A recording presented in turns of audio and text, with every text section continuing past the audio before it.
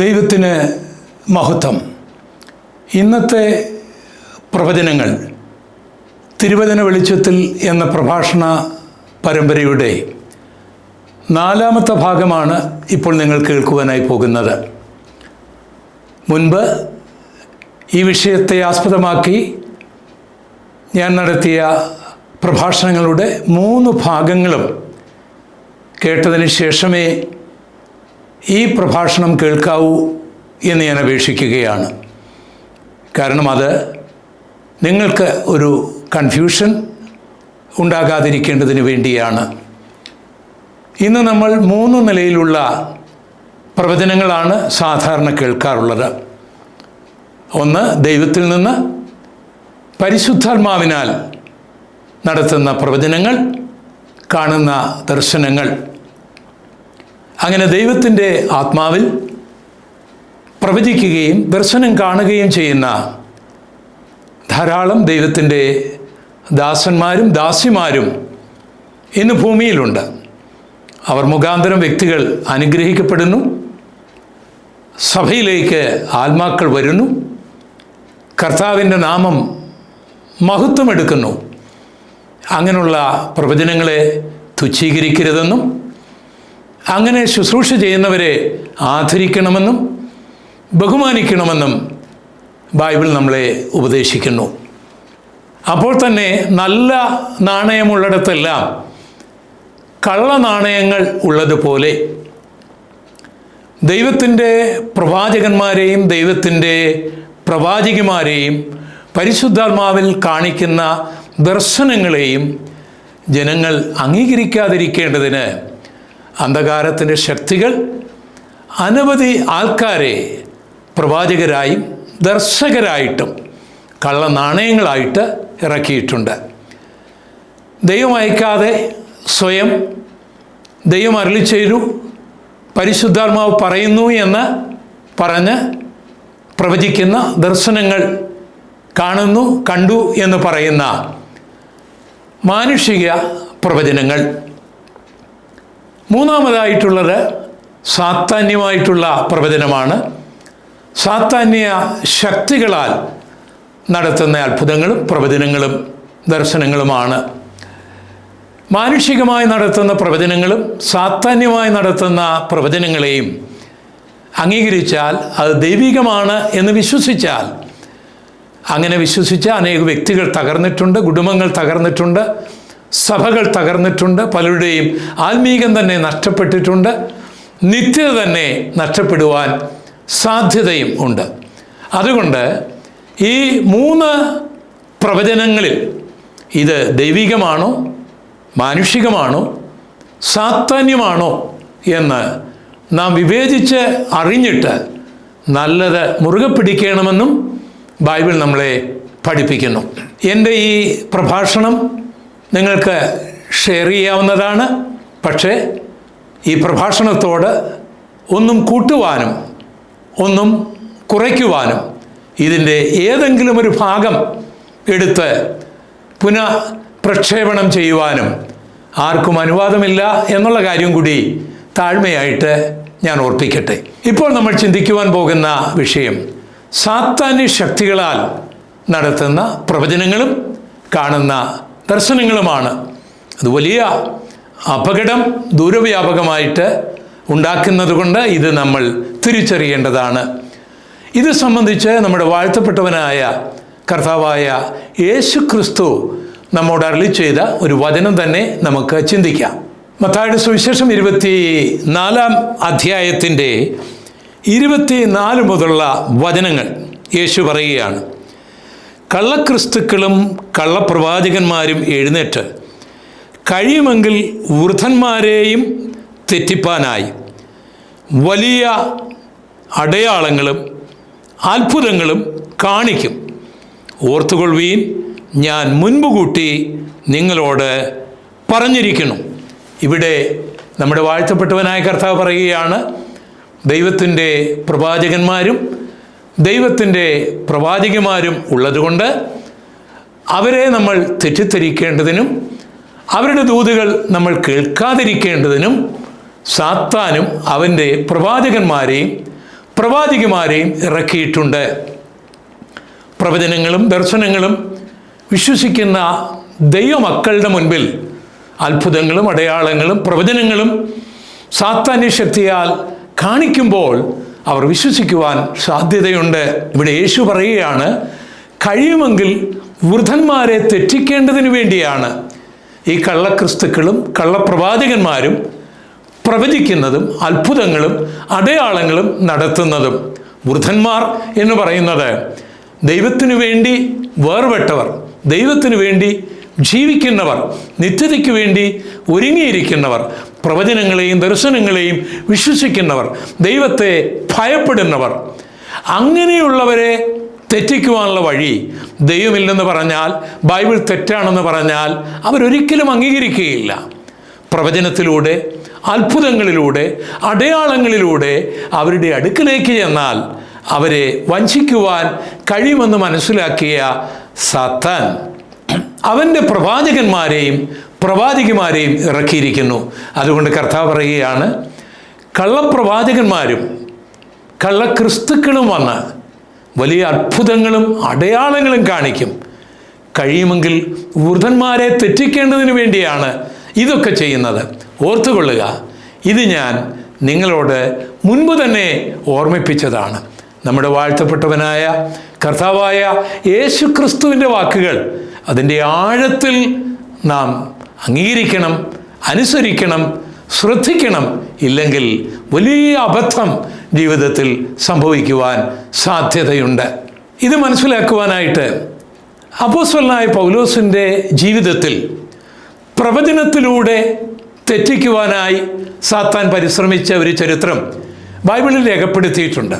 പ്രവചനത്തെക്കുറിച്ചും പ്രവചനം തുച്ഛീകരിക്കരുതെന്നും ആത്മാവിനെ കെടുത്തരുതെന്നും ഒക്കെ നമ്മെ പഠിപ്പിച്ചിട്ടുള്ള പൗലോസ് പ്രവചനത്തിൽ വിശ്വസിക്കുന്ന ആളായിരുന്നു, ദർശനത്തിൽ വിശ്വസിക്കുന്ന ആളായിരുന്നു. അതുകൊണ്ട് പ്രവചനത്തിലൂടെ തന്നെ തെറ്റിക്കുവാൻ സാത്താൻ ഒരു വൃഥ പരിശ്രമം നടത്തുകയുണ്ടായി. ഫിലിപ്പിയ എന്ന പട്ടണത്തിൽ പൗലോസും ശീലാസും ചെല്ലുകയാണ്. അവിടെ ക്രൈസ്തവരാരുമില്ല. പരിശുദ്ധാത്മാവിൻ്റെ നിയോഗത്തോടു കൂടിയാണ് ആ പട്ടണത്തിൽ ചെല്ലുന്നത്. അവിടെ അവരെ പരിചയമുള്ള ആരുമില്ല. ഇപ്പോൾ അവരുടെ കാതിൽ ഒരു പ്രവചനം കേൾക്കുകയാണ്. ആരാണ് പ്രവാചകി? എന്താണ് പ്രവചനം?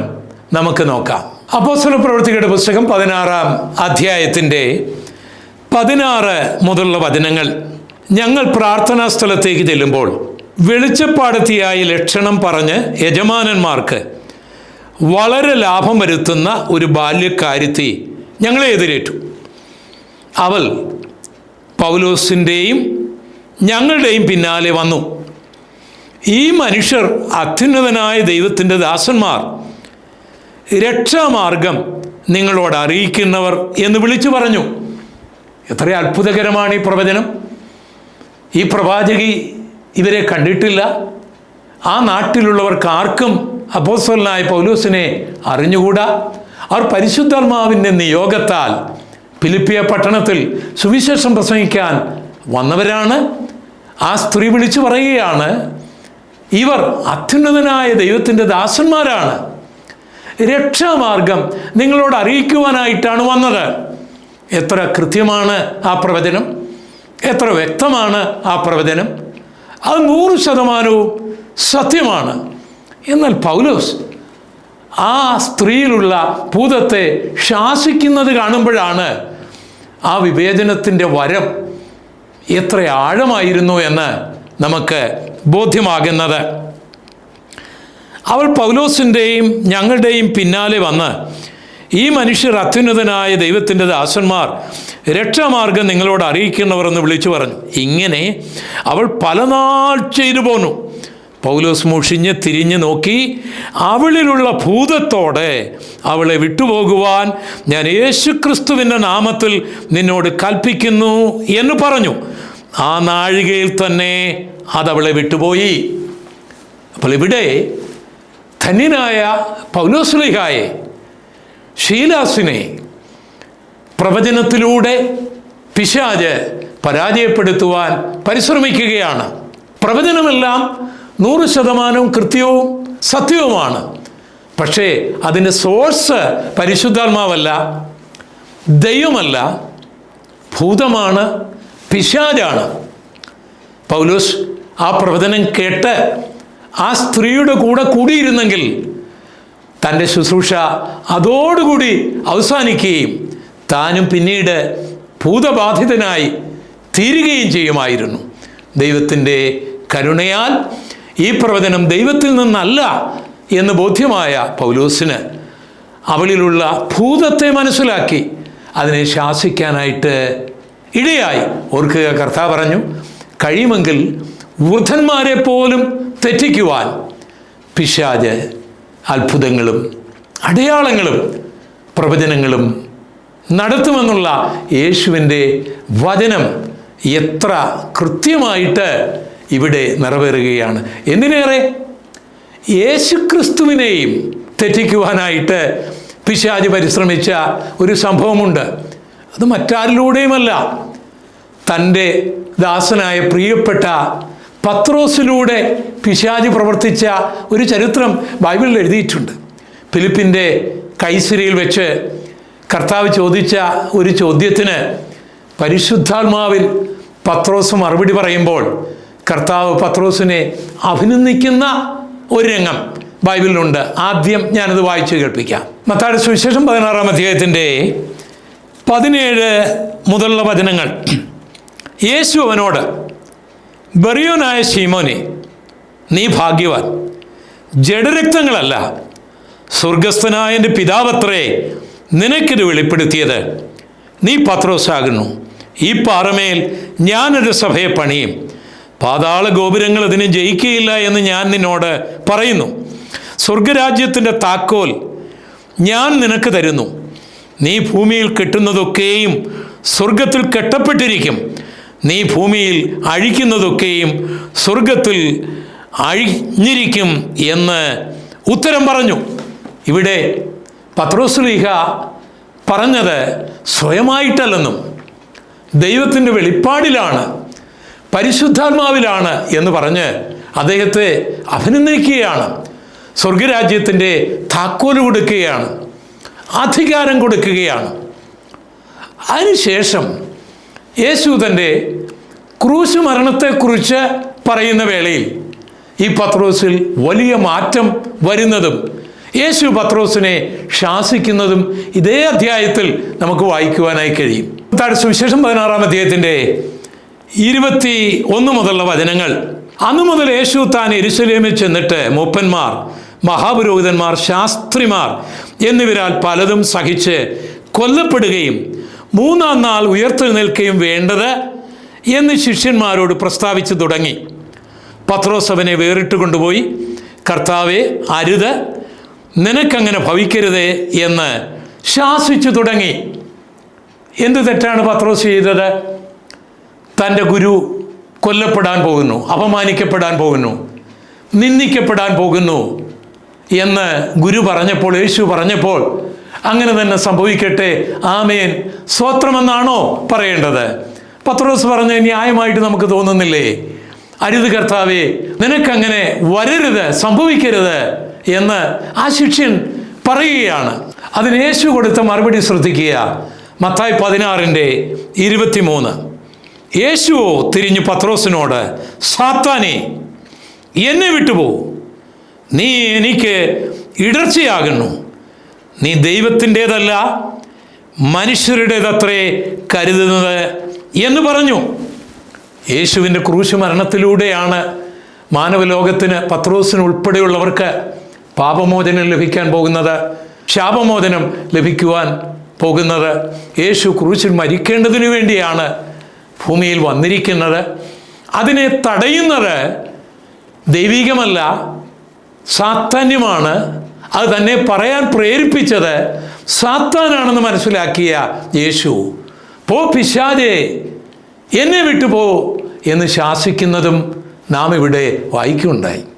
ഒരേ സ്ഥലത്ത് ഒരേ വ്യക്തി ദൈവാത്മാവിൽ ദൂത് പറഞ്ഞപ്പോൾ അതിനെ അഭിനന്ദിക്കുകയും അതേ വ്യക്തി ദുരാത്മാവിൽ ദൂത് പറഞ്ഞപ്പോൾ അതിനെ ശാസിക്കുകയും ചെയ്ത യേശുവിനെ പോലെ ദൈവാത്മാവിൽ പറയുന്ന ദൂതുകളെ അംഗീകരിക്കാനും പിശാച് പറയുന്ന ദൂതുകളെ അവഗണിക്കാനും ശാസിക്കാനും നാം അറിഞ്ഞിരിക്കണം.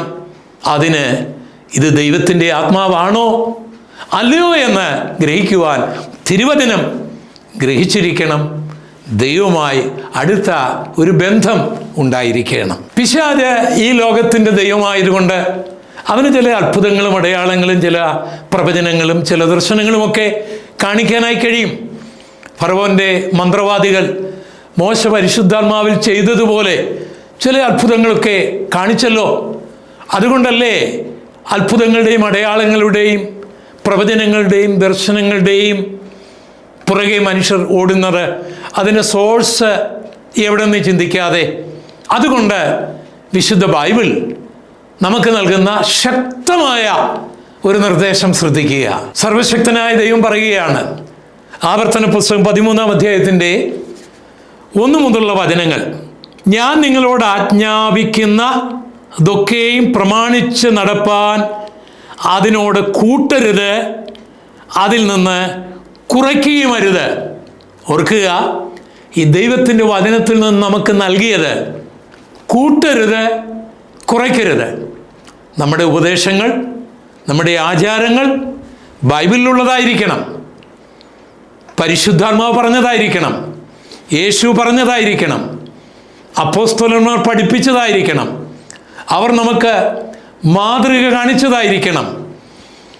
അതിൽ നിന്ന് കൂട്ടുവാനും കുറയ്ക്കുവാനും നമുക്ക് അവകാശമില്ല. അതിൽ നിന്ന് കുറയ്ക്കാനും കൂട്ടാനുമൊക്കെ പിശാച് അവൻ്റെ പ്രവാചകന്മാരെ അയക്കുമെന്നുള്ള കാര്യം മറക്കരുത്. വാക്യം 2, നിങ്ങളുടെ ഇടയിൽ ഒരു പ്രവാചകനോ സ്വപ്നക്കാരനോ എഴുന്നേറ്റിട്ട് നീ അറിഞ്ഞിട്ടില്ലാത്ത അന്യദൈവങ്ങളെ നാം ചെന്ന് സേവിക്കുക എന്ന് പറഞ്ഞുകൊണ്ട് ഒരടയാളമോ ഒരത്ഭുതമോ മുന്നറിയിക്കുകയും അവൻ പറഞ്ഞ അടയാളമോ അത്ഭുതമോ സംഭവിക്കുകയും ചെയ്താൽ ആ പ്രവാചകൻ്റെയോ സ്വപ്നക്കാരൻ്റെയോ വാക്ക് നീ കേട്ട് അനുസരിക്കരുത്.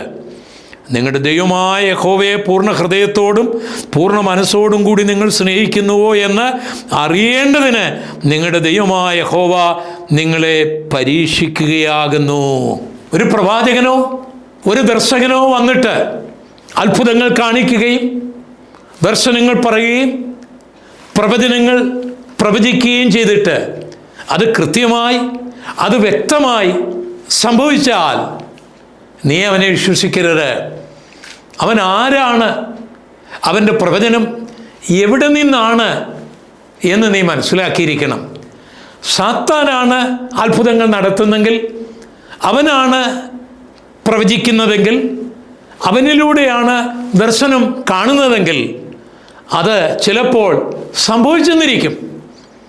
അത് നിന്നെ കുരുക്കേണ്ടതിന് വേണ്ടിയാണ്, നിന്നെ ചതിക്കേണ്ടതിന് വേണ്ടിയാണ്, നിന്നെ നശിപ്പിക്കേണ്ടതിന് വേണ്ടിയാണ് എന്നുള്ള കാര്യം മറക്കരുത്. അങ്ങനെ ഉപയോഗിക്കപ്പെടുകയും ദൈവജനത്തിന് വളരെ ദോഷമായി തീരുകയും ചെയ്ത ചില പ്രവാചകന്മാരെക്കുറിച്ച് ബൈബിളിലുണ്ട്. അതിലൊരു പ്രവാചകനായിരുന്നു ബിലെയാമിൻ്റെ പ്രവചനങ്ങൾ സംഖ്യാപുസ്തകം 22, 23, 24 അധ്യായങ്ങളിൽ രേഖപ്പെടുത്തിയിട്ടുണ്ട്. അത്ഭുതങ്ങളാണ് ആ പ്രവചനങ്ങൾ. അവയെല്ലാം കൃത്യമായി ഇപ്പോഴും നിറവേറുന്നുണ്ട്. പക്ഷേ അയാൾ വലിയൊരു ചതിയനായിരുന്നു. അയാൾ മുഖാന്തരം 24,000 പേരാണ് ഇസ്രായേൽ മക്കളിൽ കൊല്ലപ്പെട്ടത്. ആ ഭാഗം ഞാൻ ഒന്ന് വായിച്ചു കേൾപ്പിക്കാം. സംഖ്യാപുസ്തകം 25-ാം അധ്യായത്തിൻ്റെ 9-ാം വാക്യം, ബാധ കൊണ്ട് മരിച്ചുപോയവർ 24,000 പേർ ആയിരുന്നു. ഇസ്രായേൽ മക്കളെ അദ്ദേഹം അനുഗ്രഹിച്ചു. ഇസ്രായേൽ മക്കൾക്ക് ഭാവിയിൽ നടക്കേണ്ട സംഭവങ്ങൾ അദ്ദേഹം പ്രവചിച്ചു. അതെല്ലാം സത്യമായിരുന്നു, കൃത്യമായിരുന്നു. ആ പ്രവചന ശുശ്രൂഷയ്ക്ക് ശേഷം അദ്ദേഹം മോവാബ് രാജാവായ ബാലാക്കിന് കൊടുത്ത ഉപദേശം നിമിത്തം ഇസ്രായേൽ മക്കളിൽ 24,000 പേർ കൊല്ലപ്പെട്ടു. അതിന് ബിലിയാമിൻ്റെ ഉപദേശം എന്നാണ് പറയുന്നത്. അത് യൂദായുടെ ലേഖനത്തിലും പത്രോസിൻ്റെ 2-ാം ലേഖനത്തിലും വെളിപ്പാട് പുസ്തകത്തിലും ഈ ബിലെയാമിൻ്റെ വഴിയിൽ നടക്കരുത്, അവൻ്റെ ഉപദേശം കേൾക്കരുത് എന്ന് വളരെ വ്യക്തമായി രേഖപ്പെടുത്തിയിട്ടുണ്ട്. എന്നിട്ടും കർത്താവിൻ്റെ സഭയിൽ, പെർഗമോസ് സഭയിൽ, അപ്പോസ്തലന്മാരുടെ കാലത്തുണ്ടായിരുന്ന സഭയിൽ ഈ ബിലെയാമിൻ്റെ ഉപദേശം വിശ്വസിക്കുന്ന ഒരു കൂട്ടം ആൾക്കാരുണ്ടായിരുന്നു. അവരെ കണ്ട് കർത്താവ് ദുഃഖിക്കുകയും വേദനിക്കുകയും ചെയ്യുന്ന കാര്യം കർത്താവ് തന്നെ പറയുന്നത് ഞാൻ വായിച്ചു കേൾപ്പിക്കാം. വെളിപ്പാട് പുസ്തകം 12-ാം അധ്യായത്തിൻ്റെ 14 മുതലുള്ള വചനങ്ങൾ യേശു പറയുകയാണ്, എങ്കിലും നിന്നെക്കുറിച്ച് കുറഞ്ഞൊരു കുറ്റം പറവാനുണ്ട്. ഇസ്രായേൽ മക്കൾ വിഗ്രഹാർപ്പിതം തിന്നേണ്ടതിനും ദുർനടപ്പ് ആചരിക്കേണ്ടതിനും അവരുടെ മുൻപിൽ ഇടർച്ച വയ്പ്പാൻ ബാലാക്കിന് ഉപദേശിച്ചു കൊടുത്ത ബിലെയാമിൻ്റെ ഉപദേശം പിടിക്കുന്നവർ അവിടെ നിനക്കുണ്ട്. അപ്പോൾ ഇയാൾ പ്രവാചകനാണ്, ഇയാൾ നടത്തിയ പ്രവചനങ്ങളെല്ലാം നിറവേറുന്നുണ്ട്. പക്ഷേ ഇയാൾക്ക് വേറെ ചില ഉപദേശങ്ങൾ കൂടിയുണ്ട്. ആ ഉപദേശം അംഗീകരിച്ച 24,000 പേർ കൊല്ലപ്പെട്ടു. പെർഗമോസ് സഭയിലെ ദൈവമക്കൾക്കും അങ്ങനെയുള്ള നാശമുണ്ടാകേണ്ടതിന് ഈ ആത്മാവുമായിരിക്കുന്ന ചില ജീവിതങ്ങൾ പെർഗമോസ് സഭയിൽ, വേദപുസ്തകത്തിൽ രേഖപ്പെടുത്തിയ ദൈവസഭയിലുമുണ്ട് എന്ന് കർത്താവ് പറയുമ്പോൾ നാം എത്രമാത്രം ഭയത്തോട് വിറയലോടുകൂടിയാണ് ദൈവത്തിൻ്റെ വചനം പഠിക്കുകയും ദൈവത്തിൻ്റെ ആത്മാവാണോ അതോ ബിലെയാമിൻ്റെ ആത്മാവാണോ സാത്താൻ്റെ ആത്മാവാണോ എന്ന് ശോധന ചെയ്യാതിരുന്നാൽ കർത്താവിന് അത് വലിയ വേദനയായിത്തീരും, നമുക്കത് വലിയ നഷ്ടമായിത്തീരും എന്നുള്ള കാര്യം മറക്കരുത്. കർത്താവ് പറഞ്ഞ വചനങ്ങൾ മറക്കരുത്. കഴിയുമെങ്കിൽ വൃദ്ധന്മാരെ തെറ്റിക്കുവാനാണ് സാത്താൻ്റെ പ്രവർത്തനങ്ങൾ. തുയത്തൈര സഭയിൽ മറ്റൊരു പ്രവാചക ഉണ്ടായിരുന്നു. ദൈവദാസന്മാരെ തെറ്റിക്കേണ്ടതിന് അവർക്ക് ഉപദേശം കൊടുക്കുന്നവളായിരുന്നു അവൾ. അതിനെതിരായും നമ്മുടെ കർത്താവ് വേദനയോട് പറയുന്ന ഭാഗം ഞാൻ വായിച്ചു കേൾപ്പിക്കാം. വെളിപ്പാട് പുസ്തകം 2-ാം അധ്യായത്തിൻ്റെ 18 മുതലുള്ള വചനങ്ങൾ. തുയത്തൈരയിലെ സഭയുടെ ദൂതൻ എഴുതുക, അഗ്നിയാലിക്കത്ത കണ്ണും വെള്ളോട്ടും സസ്യമായ കാലുമുള്ള ദൈവപുത്രൻ അരുളി ചെയ്യുന്നത്, ഞാൻ നിൻ്റെ പ്രവൃത്തിയും നിൻ്റെ സ്നേഹം, വിശ്വാസം, ശുശ്രൂഷ, സഹിഷ്ണുത എന്നിവയും നിൻ്റെ ഒടുവിലത്തെ പ്രവൃത്തി ആദ്യത്തേതിലും ഏറിയെന്നും അറിയുന്നു. ഇപ്പം കർത്താവ് സഭയിലെ ശുശ്രൂഷകൻ്റെ, ദൈവമക്കളുടെ നന്മയെ പുകഴ്ത്തുകയാണ്, കർത്താവ് അഭിനന്ദിക്കുകയാണ്. എന്നിട്ട് കർത്താവ് പറയും, ശ്രദ്ധിക്കുക, 20-ാം വാക്യം, എങ്കിലും താൻ പ്രവാചകി എന്ന് പറഞ്ഞ് ദുർനടപ്പാചരിപ്പാനും വിഗ്രഹാർപ്പതം തിന്മാനും തൻ്റെ ദാസന്മാരെ ഉപദേശിക്കുകയും തെറ്റിച്ചു കളയുകയും ചെയ്യുന്ന ഇസബേൽ എന്ന സ്ത്രീയെ നീ അനുവദിക്കുന്നു എന്നൊരു കുറ്റം നിന്നെക്കുറിച്ച് പറവാനുണ്ട്. ഇവിടെ ഇസബേൽ എന്നൊരു സ്ത്രീയാണ് ദൈവദാസന്മാരെ ഉപദേശിക്കുന്നത്. അവരുടെ ഉപദേശം കേട്ടാണ് തുയത്തൈര സഭയിലെ ദൈവദാസന്മാർ പോകുന്നത്. അവരെ തെറ്റിച്ചു കളയുകയാണ് സാത്താൻ എന്നവരറിയുന്നില്ല. കർത്താവ് വേദനയോടുകൂടി അത് ഇവിടെ പറയുകയാണ്. പ്രിയപ്പെട്ടവരെ, കഴിയുമെങ്കിൽ വൃദ്ധന്മാരെ തെറ്റിപ്പാൻ അവൻ അത്ഭുതങ്ങളും അടയാളങ്ങളും കള്ളപ്രവചനങ്ങളും കള്ളദർശനങ്ങളും നടത്തും. അതുകൊണ്ട് ഏതാത്മാവിനെയും വിശ്വസിക്കാതെ ഈ ആത്മാവ് ദൈവത്തിൽ നിന്നാണോ എന്ന് നാം ശോധന ചെയ്ത് നല്ലതിനെ മുറുകെ പിടിക്കണമെന്നുള്ള ബൈബിൾ വചനത്തെ അനുസരിക്കേണ്ടതാണ്. എന്നാൽ പിശാച് വലിയ തന്ത്രശാലിയായതുകൊണ്ട് അവൻ്റെ പ്രവർത്തനങ്ങൾ അവന് ചെയ്യുവാൻ കഴിയുന്ന എല്ലാ മേഖലകളിലും, പെർഗമോസ് സഭയിലും തുയത്തൈര സഭയിലും, എന്തിനേറെ പൗലോസിനോടും യേശുവിനോടുമൊക്കെ അവരെ തെറ്റിച്ച് കളയുവാൻ സാത്താൻ പരിശ്രമിച്ചത് നാം കണ്ടു കഴിഞ്ഞു. അങ്ങനെയെങ്കിൽ ഞാനും നിങ്ങളും എത്ര നിസ്സാരരാണ്. സാത്താൻ്റെ ചതിയിൽ കുടുങ്ങാതിരിപ്പാൻ നമുക്ക് വിനയപ്പെടാം. ദൈവത്തിൻ്റെ സന്നിധിയിൽ നമുക്ക് പ്രാർത്ഥിക്കാം, ദൈവമേ, അങ്ങയുടെ പരിശുദ്ധാത്മാവിനെ നിന്ദിക്കുവാനോ അവഗണിക്കുവാനോ ഇടയാകാതെ അങ്ങയുടെ പ്രവാചകന്മാരെയും അങ്ങയുടെ പ്രവാചികമാരെയും ആദരിപ്പാനുള്ള കൃപ എനിക്ക് തരണമേ എന്ന് നമുക്ക് പ്രാർത്ഥിക്കാം. അപ്പോൾ തന്നെ കർത്താവെ, സ്വയമായി പ്രവചിക്കുന്നവരെയും വഞ്ചനയോടുകൂടി ദർശനം കാണുന്നവരെയും സാത്താന്യ ശക്തിയാൽ പ്രവചിക്കുന്നവരെയും ദർശനം കാണുന്നവരെയും എല്ലാം അകറ്റി നിർത്താനുള്ള കൃപ എനിക്ക് നൽകണമേ എന്നും നാം വിനീതരായി ദൈവസന്നിധിയിൽ ഈ കാലങ്ങളിൽ പ്രാർത്ഥിക്കേണ്ടതാണ്.